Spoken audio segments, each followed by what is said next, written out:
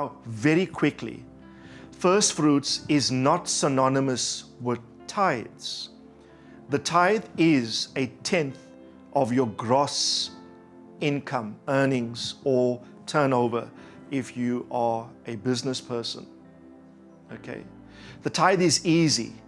It's simply 10% of your gross earnings. To determine the tithe does not require revelation. It simply requires a calculator. It's your gross income times 10%. That belongs to the Lord. It's a holy offering, as the first fruit is. You don't touch that. It belongs to the Lord. It's God's way of bringing about regular, consistent, or systematic giving to our financial world. It is not synonymous with first fruits or offerings. So first fruits, tithes, and offerings are three distinct segments or components in reference to our financial giving. I want to read, before I define first fruits, I want to read the scriptures that clearly separate the three. And we'll do this very quickly. Deuteronomy 26 and verse 2, you shall take some of the first of the produce of the ground, that's first fruits, which you will bring from the land that the Lord your God gives you. In verse 12 of the same chapter, when you have finished paying all the tithe of your increase in the third year. So in one chapter, first fruits is clearly delineated from the tithe. Under Hezekiah, King Hezekiah's reformation that he administrated in Israel, he clearly delineated between first fruits, tithes, and offerings.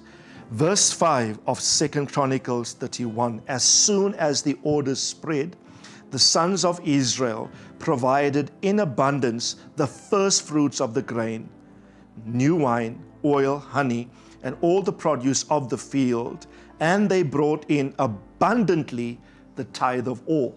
Notice they brought in first fruits of a range of items, it's listed, and the word "and" clearly tells us there was a separate dimension of giving, and the tithe of all.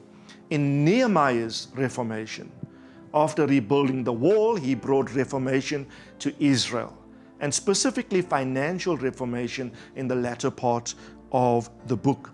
Chapter 10 and verse 39, we will also bring the first of our dough, our contributions, the first of every tree, new wine, oil, to the priests at the chambers of the house of our God, and the tithe of the ground. In chapter 12 and verse 44a, it says, on that day men were also appointed over the chambers of the stores, the contributions, that's offerings. If you look at the Greek or the Hebrew word for contributions here, it denotes offerings, comma, the first fruit and the tithes, to gather them from the fields, etc. So there's a very a clear distinction between first fruits, tithes, and offerings.